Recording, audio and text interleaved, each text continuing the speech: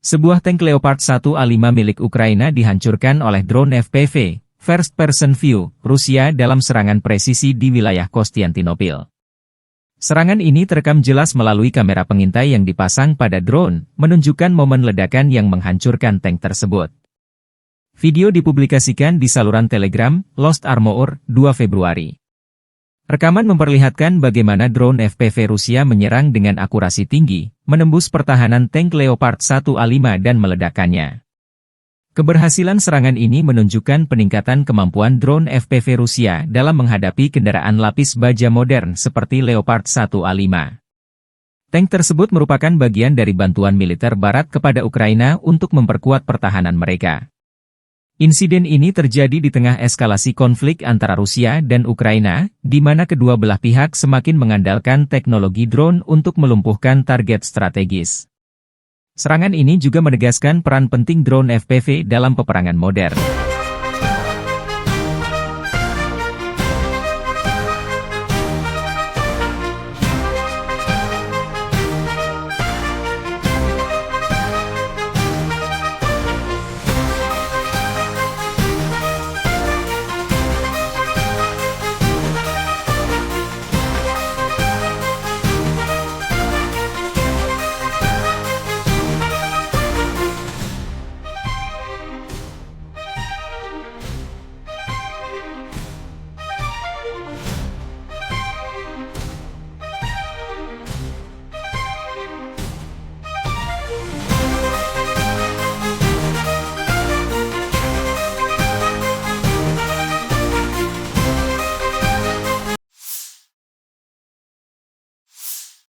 Angkatan Udara Rusia menjatuhkan bom berdaya ledak tinggi ke posisi Angkatan Bersenjata Ukraina di Roslив. Video dipublikasikan relawan Timur Jauh Rusia 2 Februari. Namun tidak dijelaskan apa efek serangan ini terhadap posisi Angkatan Bersenjata Ukraina. Bom FAB, Fugasnaya Aviationaya Bomba, adalah salah satu senjata udara konvensional yang dikembangkan oleh Rusia. Bom ini digunakan Angkatan Udara Rusia dalam berbagai operasi militer, termasuk konflik modern seperti di Suriah dan Ukraina. FAB dirancang untuk memberikan daya hancur besar terhadap target darat, seperti infrastruktur militer, bunker, dan kendaraan lapis baja. Bom FAB pertama kali diperkenalkan pada era Uni Soviet dan telah mengalami berbagai peningkatan seiring waktu. Versi awal bom ini digunakan selama Perang Dunia Kedua, sementara versi modern seperti FAB 500 dan FAB 9000 telah dimodernisasi dengan teknologi terkini untuk meningkatkan akurasi dan daya ledaknya. Bom FAB memiliki berbagai ukuran, mulai dari FAB 250, 250 kg, hingga FAB 9000, 9000 kg. Bom ini terbuat dari bahan peledak tinggi seperti TNT atau RDX, yang dikombinasikan dengan casing logam tebal untuk memastikan penetrasi yang efektif sebelum meledak. Bom ini biasanya dilengkapi dengan sirip stabilisasi untuk memastikan jalur penerbangan yang lurus. Daya hancur bom FAB sangat besar, terutama pada versi berat seperti FAB 500 atau FAB 9000. Ledakan dari bom ini dapat menghancurkan bangunan beton bertulang, kendaraan lapis baja, dan bahkan menciptakan kawah besar di tanah. Radius kerusakan bisa mencapai ratusan meter, tergantung pada ukuran bom dan jenis target. Bom FAB sering digunakan dalam misi pengeboman strategis untuk melumpuhkan infrastruktur musuh. Dalam konflik di Ukraina, misalnya, bom ini digunakan untuk menargetkan posisi pertahanan, jembatan, dan gudang senjata. Kemampuannya untuk menyebabkan kerusakan masif membuatnya menjadi senjata yang ditakuti di medan perang. Selain daya hancur fisik, bom FAB juga memiliki dampak psikologis yang signifikan. Suara ledakan yang keras dan kerusakan yang diakibatkannya dapat menurunkan moral pasukan musuh dan penduduk sipil di sekitarnya. Penggunaan bom FAB dalam konflik modern sering menuai kritik dari komunitas internasional, terutama ketika digunakan di daerah padat penduduk.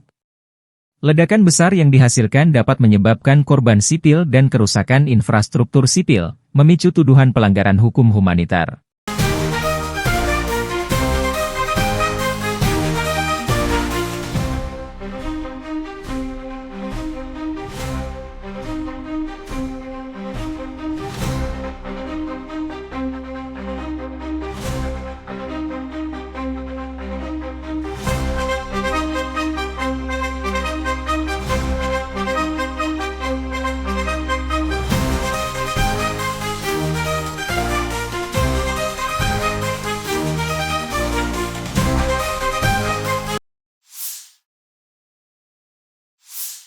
Sistem pertahanan Ukraina menggagalkan serangan 40 drone Rusia pada malam 2 Januari.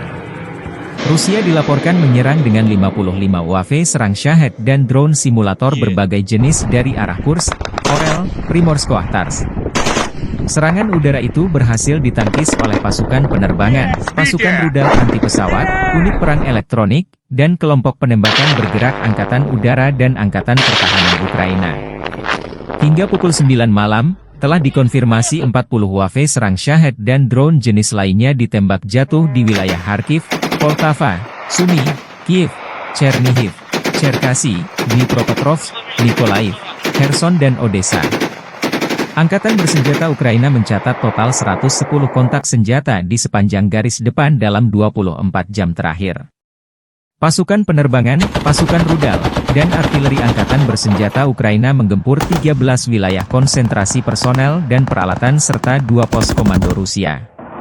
Di arah Kupiansk, pertahanan Ukraina menggagalkan 17 serangan penjajah Rusia di wilayah pemukiman Topoli, Dvorichna, Petropavlivka, Stepofanovosilka, Luskivka, Zagrizhova, dan Lozova, demikian dilansir Staf Umum Angkatan Bersenjata Ukraina. Militer Ukraina juga mencatat Rusia melancarkan 15 serangan ke arah Liman. Ia mencoba maju di dekat Novoyehorivka, Terny, Yampolivka, Kolodyazy, Torske, dan ke arah Novomihailivka. Di arah Siversky, unit Angkatan Pertahanan Ukraina menangkis 4 serangan pasukan musuh di dekat Verkhnokamianske dan Bilogorivka.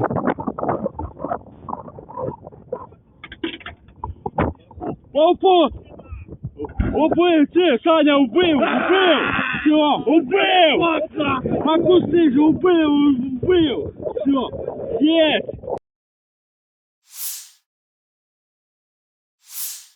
Staf Umum Angkatan Bersenjata Ukraina 2 Februari melaporkan, militer Rusia total kehilangan 840.360 tentara di Ukraina sejak dimulainya invasi skala penuh 24 Februari 2022.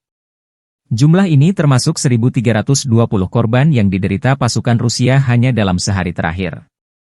Rusia juga kehilangan 6 tank, 45 sistem artileri, 99 pesawat tanpa awak, dan 14 kendaraan tempur pengangkut personel dalam 24 jam terakhir. Menurut laporan militer Ukraina tersebut, pasukan Vladimir Putin total kehilangan 9.908 tank, 20.667 kendaraan tempur lapis baja, 35.709 kendaraan dan tangki bahan bakar, 22.538 sistem artileri, 1.267 sistem roket peluncur ganda, 1.050 sistem pertahanan udara, 369 pesawat terbang, 331 helikopter, 23.793 pesawat tanpa awak, 28 kapal dan perahu, dan 1 kapal selam. Angkatan Bersenjata Rusia 2 Februari waktu Moskow melansir penerbangan taktis operasional, serangan kendaraan udara tak berawak, pasukan rudal dan artileri kelompok pasukan Rusia menyerang infrastruktur lapangan udara militer, tempat penyimpanan dan pelatihan untuk peluncuran kendaraan udara tak berawak serta kelompok tenaga kerja personel, prajurit, dan perangkat keras Angkatan Bersenjata Ukraina di 156 wilayah. Sistem pertahanan udara Rusia menembak jatuh 10 proyektil HIMARS MLRS buatan Amerika Serikat dan 108 drone di sejumlah titik garis depan. Secara total, sejak Rusia melancarkan operasi militer khusus, Angkatan Bersenjata Ukraina kehilangan 652 pesawat terbang, 283 helikopter, 42.095 kendaraan udara tak berawak, 590 sistem rudal anti pesawat, 20.984 tank dan kendaraan tempur lapis baja lainnya. Juga 1.511 kendaraan tempur MLRS, 21.100 senjata artileri lapangan dan mortir, dan 31.097 unit kendaraan pendukung militer telah dinetralisir.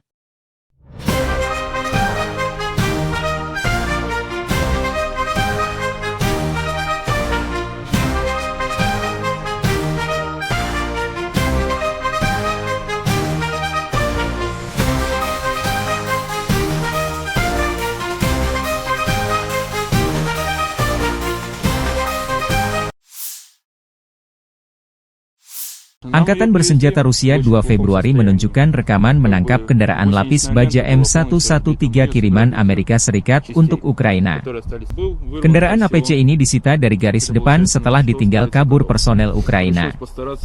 Unit perbaikan dan evakuasi pasukan lintas udara mengangkut APC M113 buatan Amerika Serikat yang direbut dari daerah perbatasan wilayah Kursk ke lokasi formasi serangan udara pengawal terpisah pasukan lintas udara. M113 adalah kendaraan lapis baja buatan Amerika Serikat yang pertama kali diperkenalkan tahun 1960. Kendaraan ini dikenal sebagai salah satu kendaraan lapis baja paling serbaguna dan banyak digunakan di dunia. M113 dikirim ke Ukraina sebagai bagian dari bantuan militer Barat untuk memperkuat pertahanan Ukraina melawan invasi Rusia. M113 memiliki bobot sekitar 12 ton dan mampu melaju hingga kecepatan 67 km per jam di jalan raya. Kendaraan ini dilengkapi dengan lapisan baja aluminium yang memberikan perlindungan dasar terhadap serangan senjata ringan dan pecahan peluru. M113 biasanya dipersenjatai dengan senapan mesin kaliber 12,7 mm M2 Browning atau senapan mesin kaliber 7,62 mm. Jarak tembak efektif senjata ini berkisar antara 1.800 meter untuk M2 Browning hingga 800 meter untuk senapan mesin 7,62 mm, tergantung pada jenis amunisi dan kondisi medan. Salah satu kelebihan utama M113 adalah mobilitasnya yang tinggi, terutama di medan yang sulit. Kendaraan ini juga mudah dimodifikasi untuk berbagai peran, seperti ambulans lapangan, kendaraan komando, atau pembawa mortir. Selain itu, M113 relatif mudah dioperasikan dan dirawat, membuatnya cocok untuk pasukan dengan sumber daya terbatas. M113 dapat mengangkut hingga 11 orang, termasuk 2 kru utama, pengemudi dan komandan, dan 9 pasukan infanteri. Desainnya yang ringkas memungkinkan pasukan untuk bergerak cepat dan aman di medan perang. Di Ukraina, M113 digugakan terutama sebagai kendaraan pengangkut personel lapis baja, APC, untuk memindahkan pasukan dengan aman ke garis depan. Kehadirannya membantu meningkatkan mobilitas dan perlindungan pasukan Ukraina dalam menghadapi serangan Rusia.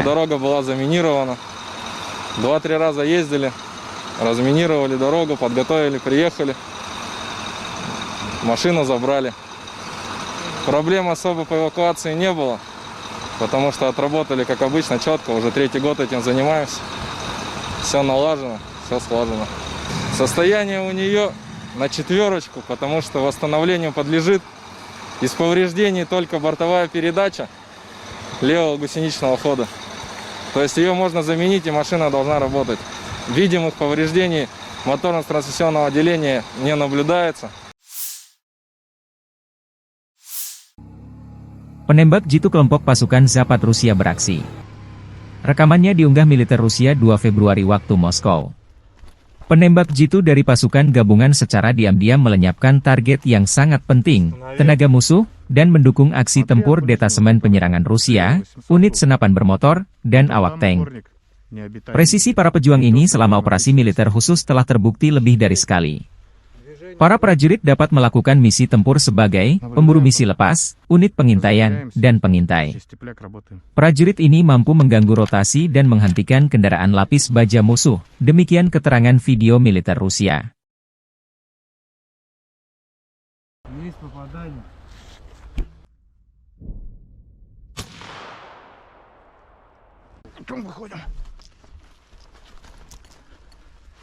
Небо чисто.